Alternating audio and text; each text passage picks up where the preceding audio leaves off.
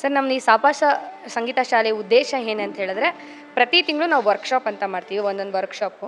ಈ ಸಲ ಚಲನಚಿತ್ರ ಗೀತೆಗಳ ವರ್ಕ್ಶಾಪ್ ನಡೀತೀವಿ. ಈ ಹಿಂದೆ ಇದನ್ನು ಸೇರಿದರೆ 5 ವರ್ಕ್ಶಾಪ್ ಮಾಡಿದ್ದೀವಿ. ಭಾವಗೀತೆ, ಜನಪದ ಗೀತೆ, ಭಕ್ತಿಗೀತೆ ಮತ್ತು ಇದು ಫಿಲ್ಮಿ ಹಿಟ್ಸು ಭಾಗ 2. ಯಾಕಂದರೆ ಸುಮಾರು ಜನ ಬಂದು ಕರೋಕೆ ಹಾಡೋಕ್ಕೆ ಜಾಸ್ತಿ, ಕರೋಕೆಯಲ್ಲಿ ಹಾಡಬೇಕು ಅಂತ ಇಷ್ಟಪಡ. ಬಟ್ ನಮಗೆ ಕರೋಕೆ ಬೇಡ, ನಾವು ಲೈವ್ ಇನ್ಸ್ಟ್ರೂಮೆಂಟ್ಸ್ ಜೊತೆ ಹಾಡೋಕ್ಕೆ ಎಲ್ಲರೂ ಸಿದ್ಧವಾಗಿರಬೇಕು ಅನ್ನೋ ನಮ್ಮ ಉದ್ದೇಶ. ಯಾಕಂದರೆ ಕರೋಕೆ ಅಂದರೆ ಯಾರು ಬೇಕಾದ್ರೂ ಹಾಡ್ತಾರೆ, ಆದರೆ ಶಾಸ್ತ್ರಬದ್ಧವಾಗಿ, ರಾಗಬದ್ಧವಾಗಿ, ಶ್ರುತಿಬದ್ಧವಾಗಿ ಹಾಡೋದಂದರೆ ನಾವು ಲೈವ್ ಇನ್ಸ್ಟ್ರೂಮೆಂಟ್ಸಲ್ಲಿ ಮಾತ್ರ. ಅದನ್ನು ನಾವು ಹೇಳ್ಕೊಡೋಕ್ಕೆ ನಾವು ಇಷ್ಟಪಡ್ತೀವಿ. ಈಗೇನು ವರ್ಕ್ಶಾಪಿಗೆ ಬರ್ತಾರೆ ಎಲ್ಲರೂ, ಯಾರು ಒಬ್ಬರು ತುಂಬ ಕಲ್ತಿರೋರು, ಎಕ್ಸ್ಪರ್ಟ್ಸ್ ಯಾರೂ ಇಲ್ಲ. ಎಲ್ಲರೂ ಮನೇಲಿರೋರೆ, ಹೌಸ್ ವೈಫ್ಸು, ಇಲ್ಲ ಆಫೀಸ್ಗೆ ಹೋಗೋರು ಬರೋರು, ಅವ್ರಿಗೆಲ್ಲ ಬ್ಯುಸಿ ಶೆಡ್ಯೂಲ್ ಇರುತ್ತೆ. ಒಂದು ಸ್ವಲ್ಪ ಫ್ರೀ ಟೈಮ್ ಇದ್ದಾಗ ಸ್ವಲ್ಪ ಸಂಗೀತದ ಕಡೆ ಏನೋ ಕಲ್ಯಾಣ, ಅವರು ಏನೇನೋ ಟೆನ್ಷನ್ ಇರುತ್ತೆ, ಅದೆಲ್ಲ ಮರೆತು ಸಂಗೀತದ ಕಡೆ ಒಲವು ತೋರಿಸ್ಬೇಕು. ಅವರು ಸ್ವಲ್ಪ ಅವ್ರ ಮೈಂಡ್ ರಿಲೀಫ್ ಆಗಬೇಕು ಅನ್ನೋ ಕಾರಣಕ್ಕೋಸ್ಕರ ಇಲ್ಲಿ ಬರ್ತಾರೆ.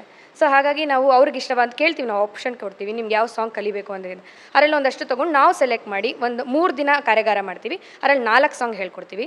4 ಸಾಂಗಲ್ಲೂ ಅವ್ರು ಚೆನ್ನಾಗಿ ಕಲಿತಾರೆ. ಕಲಿತಾದ್ಮೇಲೆ ಖುಷಿ ಪಡ್ತಾರೆ. ವಿತ್ ಸರ್ರು ಕೀಬೋರ್ಡ್ ಇಟ್ಕೊಂಡೇ ಹೇಳ್ಕೊಡೋದು. ಆಮೇಲೆ ಒಂದು ದಿನ ಗ್ರ್ಯಾಂಡ್ ರಿಹರ್ಸಲ್ ಅಂತ ಮಾಡ್ತೀವಿ. ಆವಾಗ ತಬಲಾ ಮತ್ತು ರಿದಮ್ ಪ್ಯಾಡ್ ಇಷ್ಟು ಜನ ಇನ್ಸ್ಟ್ರೂಮೆಂಟ್ಸ್ ಅವ್ರನ್ನ ಕರೆಸಿ ಲೈವ್ ಇನ್ಸ್ಟ್ರೂಮೆಂಟ್ಸ್ ಜೊತೆ ಅವ್ರು ಹಾಡ್ತಾರೆ. ಆಮೇಲೆ ನಾವೇ ನಮ್ಮ ಒಂದು ಸಂಗೀತ ಶಾಲೆಯಿಂದನೇ ಒಂದು ಕಾರ್ಯಕ್ರಮ ಮಾಡ್ತೀವಿ. ಅದು ಒಂದು ಸ್ಟೇಜ್ ತೊಗೋತೀವಿ. ಗಂಗೂಬಾಯಿ ಹಾನಗಲಲ್ಲಿ ಮಾಡಿದ್ವಿ. ನೀವು ನಮ್ಮ ಸಾಪಾಸ ವೆಬ್ಸೈಟ್ನಲ್ಲಿ ನೋಡಿದ್ರೂ ಸಹ ನಿಮ್ಗೆ ಗೊತ್ತಾಗುತ್ತೆ.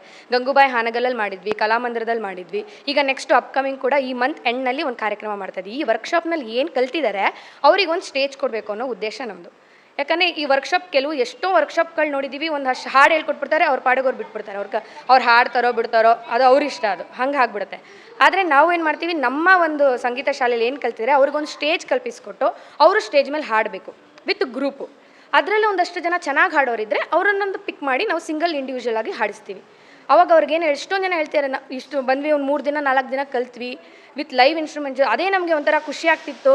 ಅದರಲ್ಲಿ ನೀವು ಸಡನ್ನಾಗಿ ತೊಗೊಂಡೋಗಿ ನಮ್ಮನ್ನ ಸ್ಟೇಜ್ ಮೇಲೆ ನಿಲ್ಲಿಸಿದ್ರಿ ಮೇಡಮ್, ನಾವು ಹಾಡಿದ್ವಿ. ನಿಜವಾಗ್ಲೂ ನಮಗೆಲ್ಲ ಹಾಡೋಕ್ಕಾಗತ್ತಾ? ಯಾಕಂದರೆ ಚಿಕ್ಕ ವಯಸ್ಸಿಂದನೂ ಕೇಳ್ತಿರ್ತಾರೆ ಸರ್, ಸ್ಕೂಲಲ್ಲಿ ಅವಕಾಶಗಳು ಸಿಗಲ್ಲ, ಕಾಲೇಜಲ್ಲಿ ಅವಕಾಶಗಳು ಸಿಗಲ್ಲ, ಈಗ ಮದುವೆ ಆಯಿತು, ಮಕ್ಕಳಾಯಿತು, ನಮ್ಗೆ ಇನ್ಯಾವ ಅವಕಾಶ ಅನ್ನೋ ಸಮಯದಲ್ಲಿ ಅಲ್ಲ, ನಿಮ್ಗೆ ಅವಕಾಶ ಇದೆ, ಸಾಪಾಸಾಗಿ ಬನ್ನಿ, ನೀವು ಕಲೀರಿ, ನೀವು ಹಾಡಿ ಅಷ್ಟೇ. ನಿಮ್ಮ ಒಂದು ಏನು ಭಯ ಇದೆ ಅದನ್ನು ನಾವು ಹೋಗಿಸ್ತೀವಿ. ಹಾಡಿ, ಎಲ್ಲರಿಗೂ ಹಾಡುವ ಅವಕಾಶ ಇದೆ. ಹಾಡೋ ಇಂಟ್ರೆಸ್ಟ್ ಇದ್ದರೆ ದಯವಿಟ್ಟು ಸಾಪಾಸಾಗಿ ಬನ್ನಿ, ಕಲೀರಿ, ನಾವು ಹೇಳ್ಕೊಡೋಕೆ ರೆಡಿ, ನೀವು ಕಲಿಯೋಕ್ಕೆ ರೆಡಿ ಆಗಿರಿ. ಸರ್, ಈ ವರ್ಕ್ಶಾಪ್ ಏನು ಮಾಡ್ತಾ ಇದ್ದೀವಿ, ಇದಕ್ಕೆ ನಾವು 4 ಸಾಂಗ್ ಹೇಳ್ಕೊಡ್ತೀವಿ. 3 ದಿನದಲ್ಲಿ ಜಸ್ಟ್ 500 ರೂಪೀಸ್ ಚಾರ್ಜ್ ಮಾಡ್ತಾ ಇದ್ದೀವಿ ಅಷ್ಟೇ. ಅಂದರೆ 4 ಸಾಂಗಿಗೆ, 1 ಸಾಂಗಿಗೆ 100 ರೂಪೀಸ್ ಥರ ಚಾರ್ಜ್ ಮಾಡಿ 500 ರೂಪೀಸ್ ತೊಗೊತಿದ್ದೀವಿ. ಆಮೇಲೆ ಒಂದಿನ ಕಾರ್ಯಕ್ರಮನೂ ಮಾಡ್ತೀವಿ. ಅದಕ್ಕೇನು ನಾವೇನು ಇಸ್ಕೊಳ್ಳಲ್ಲ. ಕಾರ್ಯಕ್ರಮದಲ್ಲಿ ನೀವು ಹಾಡ್ಬೋದು. ರೆಗ್ಯುಲರ್ ಕ್ಲಾಸಸ್ಸು ಸಹ ಇದೆ ಸರ್. ಈ ಸಾಪಾಸದಲ್ಲಿ ನಾವು 3 ವಿಭಾಗವಾಗಿ ಹೇಳ್ಕೊಡ್ತೀವಿ. ಕರ್ನಾಟಕ ಶಾಸ್ತ್ರೀಯ ಸಂಗೀತ, ಸುಗಮ ಸಂಗೀತ ಮತ್ತು ಕೀಬೋರ್ಡ್ ವಾದನ 3 ಹೇಳ್ಕೊಡ್ತೀವಿ. 3 ಸಹ ಸರ್ರೇ ಹೇಳ್ಕೊಡೋದು. ಈಗ ಆಲ್ರೆಡಿ ನಮ್ಮದು ರನ್ನಿಂಗ್ ಕ್ಲಾಸಸ್ ಆಗಿರೋದ್ರಿಂದ 30 to 35 ಮೆಂಬರ್ಸ್ ಮಕ್ಕಳು ಬರ್ತಾ ಇದ್ದಾರೆ. ಮಕ್ಕಳು, ಸೀನಿಯರ್ಸು, ಕಾಲೇಜ್ ಹೋಗೋರು ಎಲ್ಲರೂ ಸೇರಿ ಒಂದು 35 ಜನ ಬರ್ತಾ ಇದ್ದಾರೆ. ನಾವು 3 ಬ್ಯಾಚ್ ಮಾಡಿದ್ದೀವಿ. ಮಾರ್ನಿಂಗ್ ಬ್ಯಾಚು, ಯಾಕಂದರೆ ಈವ್ನಿಂಗ್ ಏನು ಹೇಳ್ತೀವಿ, ಕೆಲಸ ಮಾಡಾಕ್ತಾರಲ್ಲ ಅವರು, ನೈಟ್ ಡ್ಯೂಟಿಗೆ ಇರೋರೆಲ್ಲರೂ ಮಾರ್ನಿಂಗ್ ಸೆಷನಿಗೆ ಬರ್ತಾರೆ.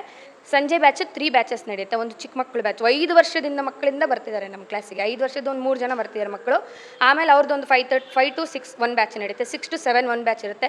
7 to 8 1 ಬ್ಯಾಚ್ ಇದೆ. ಸೊ 3 ಬ್ಯಾಚಸಲ್ಲಿ ನಾವು 10 ಮೆಂಬರ್ಸ್ ಅಂತ ಡಿವೈಡ್ ಮಾಡಿಕೊಂಡು, ಯಾಕಂದರೆ ಇಂಡಿವಿಜುವಲ್ ಅಟೆನ್ಷನ್ ಕೊಡಬೇಕು. ಜಾಸ್ತಿ ಜನ ತೊಗೊಂಡು ದೊಂಬಿ ಮಾಡ್ಕೊಂಡು ಹೇಳ್ಕೊಡೋದು ಅವಶ್ಯಕತೆ ಇಲ್ಲ ನಮಗೆ. ಇಂಡಿವಿಜುವಲ್ ಅಟೆನ್ಷನ್ ಕೊಡಬೇಕು ಅನ್ನೋ ಕಾರಣಕ್ಕೆ ನಾವು ಸ್ವಲ್ಪನೇ ತೊಗೊಂಡು ಮಾಡ್ತಾಯಿದ್ದೀವಿ. ಹೌದು ಸರ್, ಸೈಂಟಿಫಿಕಲಿ ಹೌದು, ಮತ್ತು ರಿಯಲಿಸ್ಟಿಕ್ ಆಗಿ ಏನು ನಡೀತಿದೆ ಅಂದರೆ, ಅವ್ರ ಸಂಗೀತ ಇವಾಗ ಸುಮ್ಮನೆ ತುಂಬ ಸ್ಟ್ರೆಸ್ಫುಲ್ ಲೈಫ್ ಸರ್ ಇವಾಗ ನಡೀತಿದೆ. ಏನಂದರೆ ಎಲ್ಲರೂ ದುಡ್ಡು ಮಾಡಬೇಕು, ಚೆನ್ನಾಗಿರಬೇಕು, ಆಸ್ತಿ ಮಾಡಬೇಕು ಅಂಥದ್ರಲ್ಲೇ ಓಡಾಡ್ತಿದ್ದಾರೆ. ಮತ್ತು ಅದೇ ಥರ ವರ್ಕ್ ಪ್ರೆಷರು ಸಹ ಇದೆ. ಆಫೀಸ್ನಲ್ಲಿದೆ, ಸ್ಕೂಲಲ್ಲಿ ವರ್ಕ್ ಮಾಡೋರು, ಟೀಚರ್ಸ್, ಮಕ್ಕಳ ಹತ್ರನೇ ಹೆಣ್ಗಾಡಿರ್ತಾರೆ. ಮನೆಗೆ ಬಂದರೆ ಮನೇಲೂ ಅಷ್ಟೇ.